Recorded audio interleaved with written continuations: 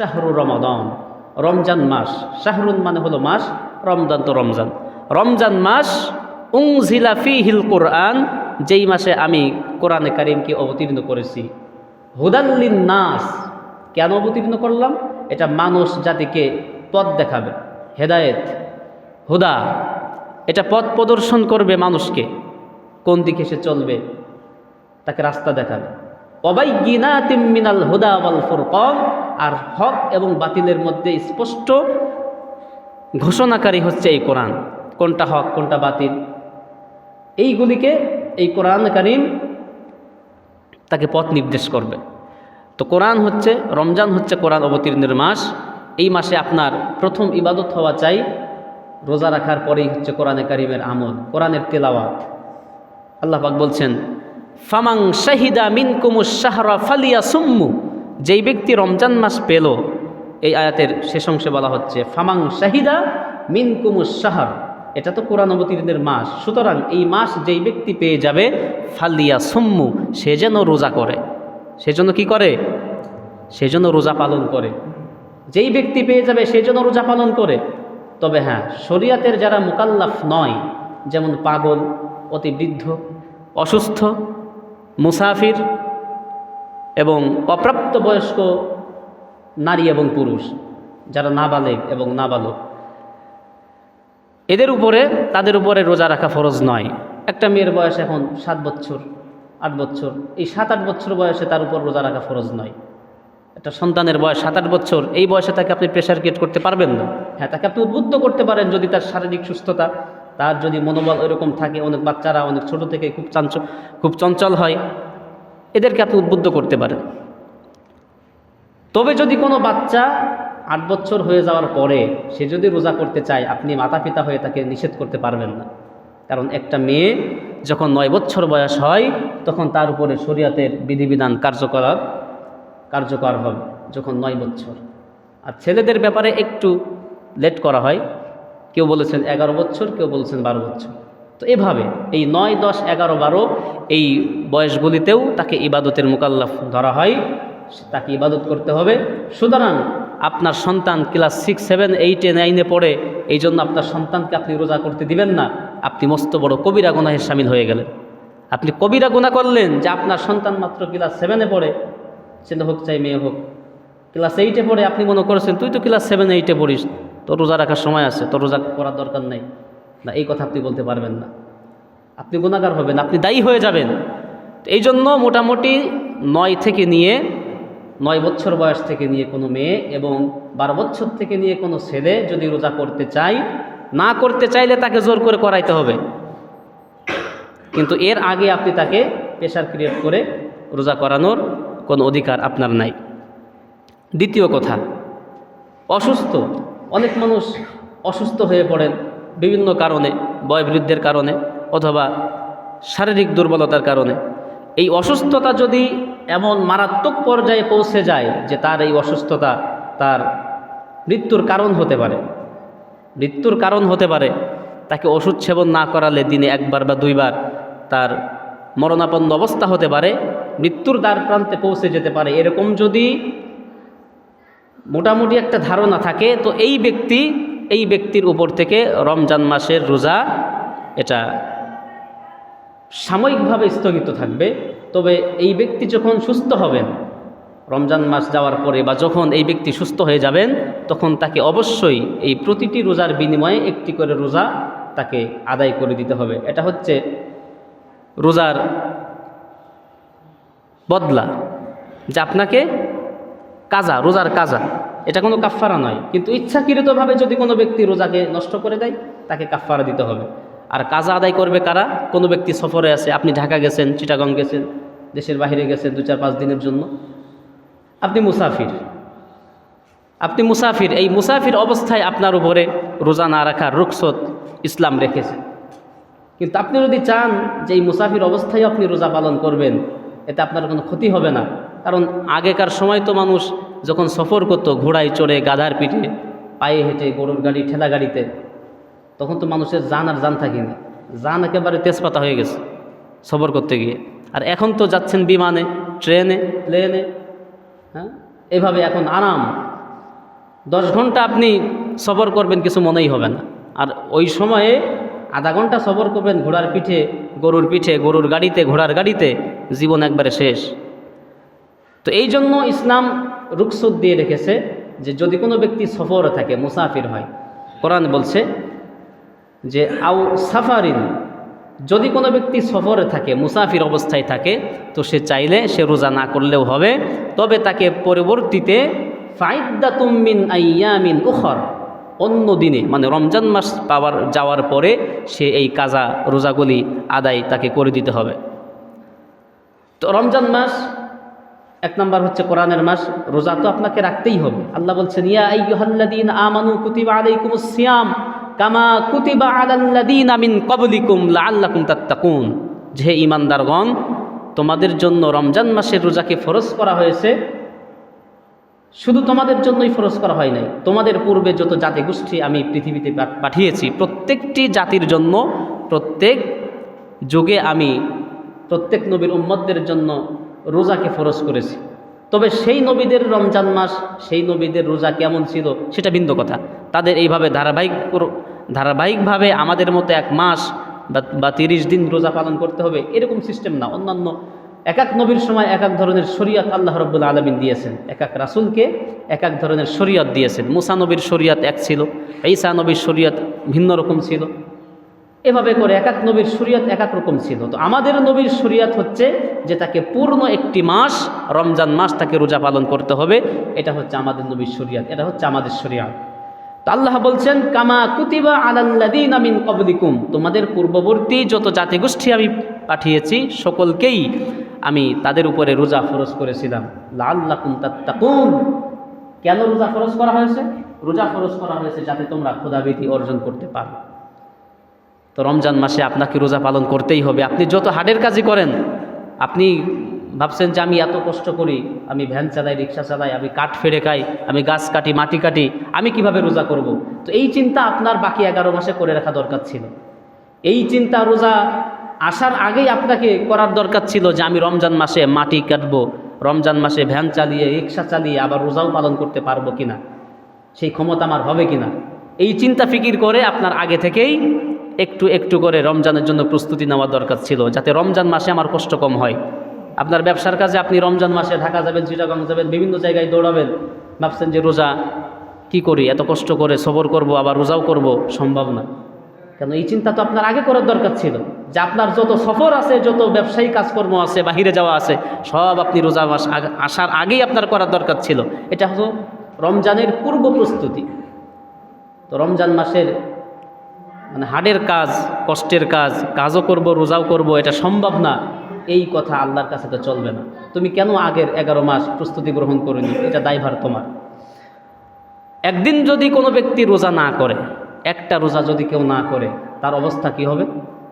আল্লাহর হাবিব সাল্লাল্লাহু আলাইহি সাল্লাম হাদিসের মধ্যে বলছেন, নবীজি সাল্লাল্লাহু আলাইহি সাল্লাম বলছেন, মান আফতারা ইয়াউমিন মিন রমাদান, যদি কোনো ব্যক্তি রমজান মাসের একটি মাত্র রোজাকে কাজা করে দেয়, ভঙ্গ করে, আফতারা মানে কি? ইফতার বলি না আমরা, ইফতার তো আরবি শব্দ, এই ইফতার থেকেই আফতার। যেই ব্যক্তি একটা রমজান মাসের একটি রোজা ভঙ্গ করবে, মুতাআম্মিদান মিন গায়রি সাফারিন ওয়ালা মারাদিন, সে সফরে ছিল না অথবা সে অসুস্থ হয়নি, মুতাআম্মিদান, ইচ্ছা করে, ভাল লাগছে না, ঠিক আছে, ভালো লাগছে না বলে সে রোজা করল না, তো তাহলে এর অবস্থা কি হবে? নবীজি সাল্লাল্লাহু আলাইহি সাল্লাম বলছেন যে এর অবস্থা হলো ওয়া ইন সামা লাম ইয়াকুদুহু আবাদান ওয়া ইন সামা দাহরু কুল্লুহু, রাওয়াহুল বুখারী। নবীজি সাল্লাল্লাহু আলাইহি সাল্লাম বলছেন, যদি সে সারা জীবন রোজা করে, কয় জীবন? সারা জীবন, দাহার মানে হলো পুরা লাইফ। হাল আতা আলাল ইনসানি হিনুম মিনাদ দাহার, 29 নম্বর পারায় সূরাতু আদ-দাহার। দাহার মানে হলো, বুখারী শরীফের হাদিস। তিরমিজির ইবনে মাজার মধ্যেও একটি হাদিস এই একই ভাষা, মানে একই ভাষ্যে বর্ণিত হয়েছে যে সে যদি গোটা জীবন রোজা করে, তাহলেও তার একটি রোজার কাফফারা হক তার আদায় হবে না। রমজান মাস কেমন মাস? আল্লাহর নবী সাল্লাল্লাহু আলাইহি সাল্লাম বলছেন, কুল্লু আমালি ইবনে আদম ইউদাআফুল হাসানাতু বিআশরি আমসালিহা ইলা 700। আল্লাহ নবী সাল্লাল্লাহু আলাইহি ওয়াসাল্লাম বলছেন যে বনি আদমের প্রত্যেকটি নেক আমলকে আল্লাহ রাব্বুল আলামিন রমজান মাসে 10 থেকে নিয়ে 700 গুণ পর্যন্ত বৃদ্ধি করে দেন। কত থেকে নিয়ে? 10 থেকে নিয়ে 700 গুণ পর্যন্ত প্রত্যেকটি ভালো কাজের প্রতিদান আল্লাহ রাব্বুল আলামিন বৃদ্ধি করে দেন। আপনি এক ওয়াক্ত নামাজ পড়লে আপনার নিয়ত অনুযায়ী, আপনার আল্লাহ প্রীতি এবং নিয়ত অনুযায়ী আপনার এক ওয়াক্ত নামাজের জন্য 10 ওয়াক্ত নামাজের সওয়াব হতে পারে, 20, 50, 200, 500, 700।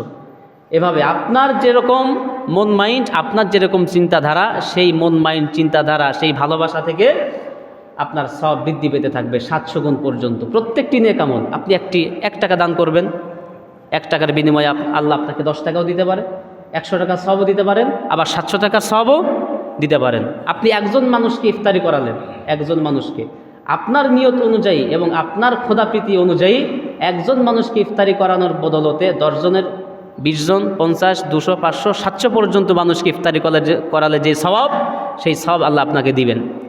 এরকম প্রত্যেকটি নেক আমলের অবস্থা একই রকম। কিন্তু আল্লাহ রাব্বুল আলামিন হাদিসের শেষাংশে বলছেন ইল্লা সাওম, কিন্তু রোজা ব্যতীত। রমজান মাসে সব ইবাদতের বদলা তাকে 10 থেকে 700 গুণ পর্যন্ত দেওয়া হবে।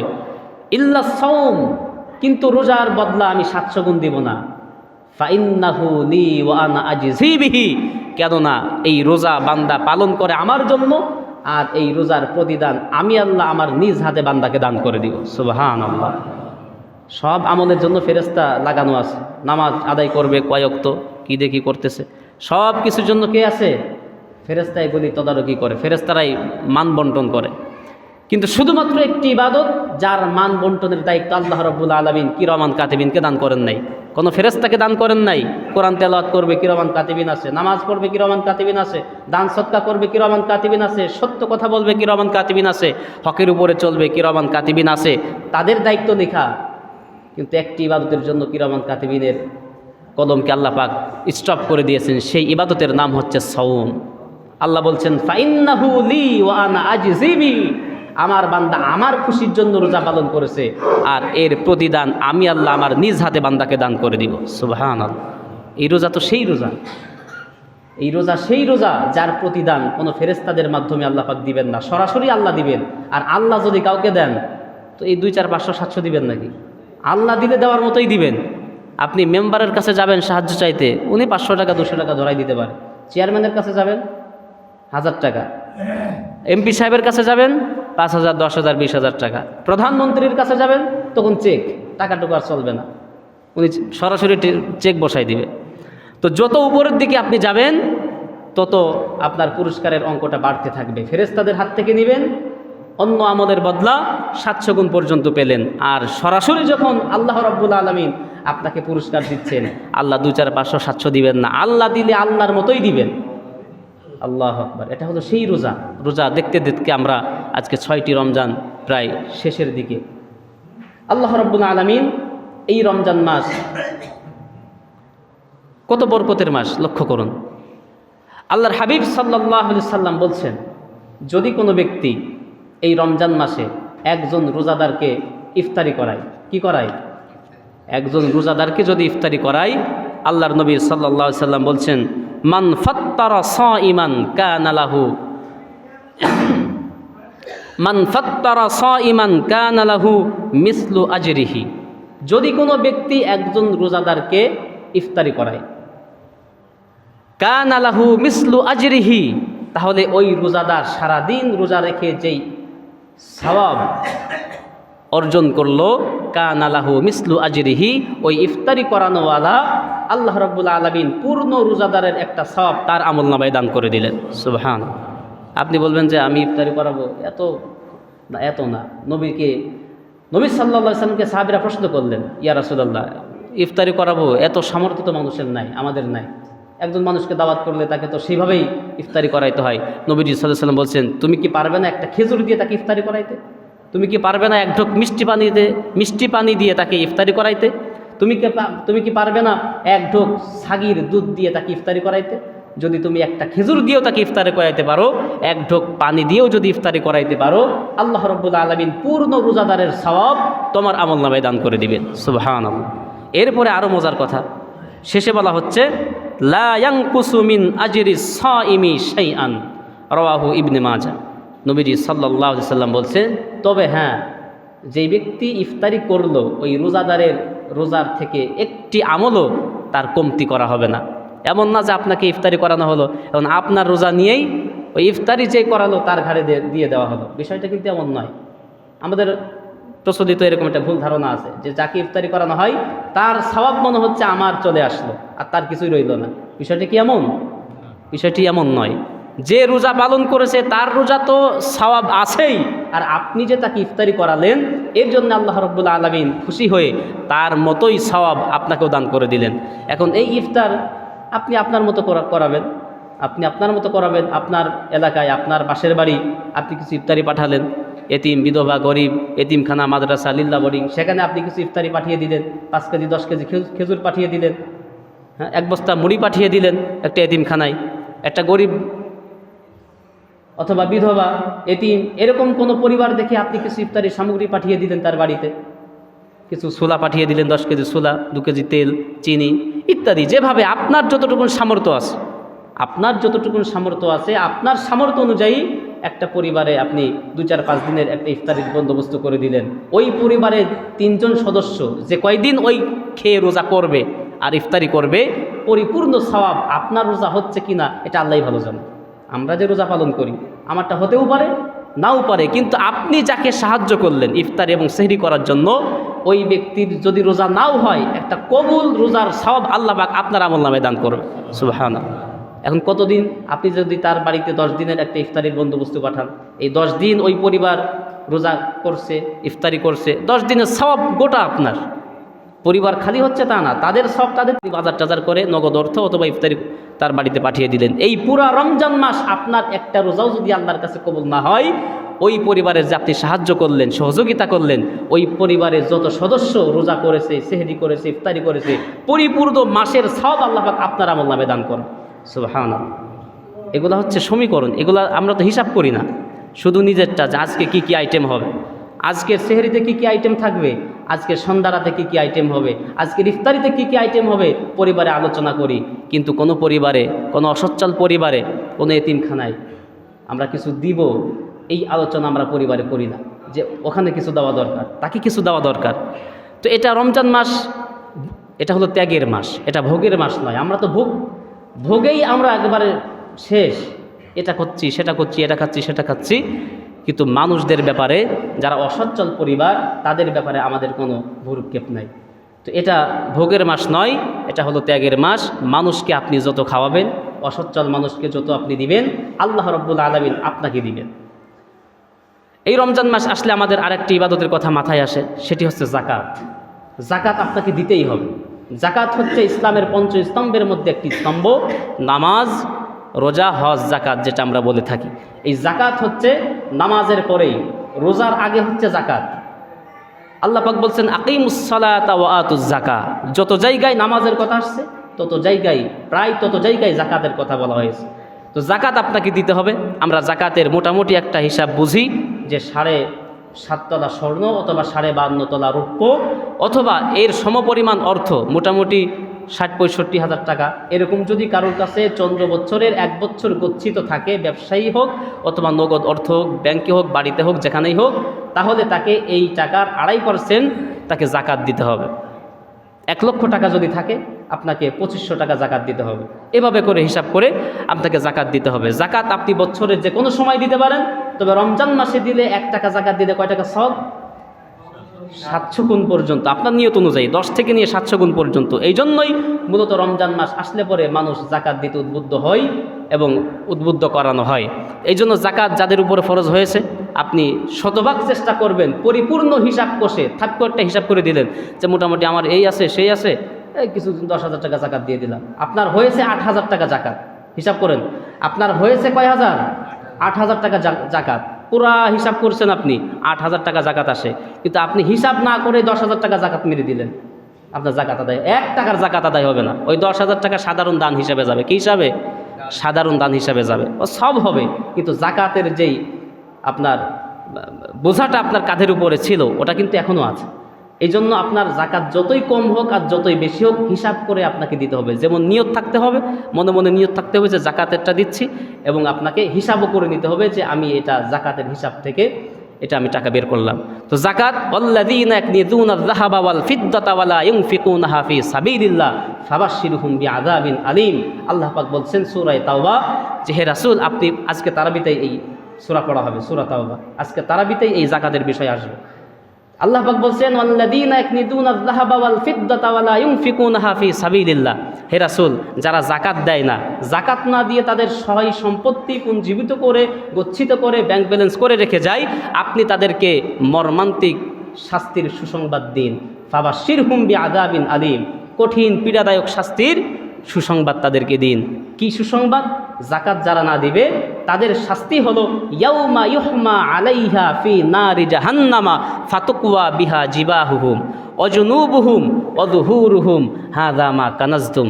আল্লাহ বলছেন যেই জাকাত দিল না, সম্পদ রেখে গেছে, সম্পত্তিকে একটা আকার দেওয়া হবে, একটা আকৃতি দেওয়া হবে, একটা আকৃতি দিয়ে ওই আকৃতিকে মনে করেন পিতলের একটা আকৃতি দেওয়া হলো বা লোহার একটা আকৃতি দেওয়া হলো, এই কপালে দেওয়া হবে, তার এই পার্শ্বদেশে দেওয়া হবে, তার পিঠের উপরে দেওয়া হবে। এই কোটি কোটি মানুষের সামনে সে যখন থাকবে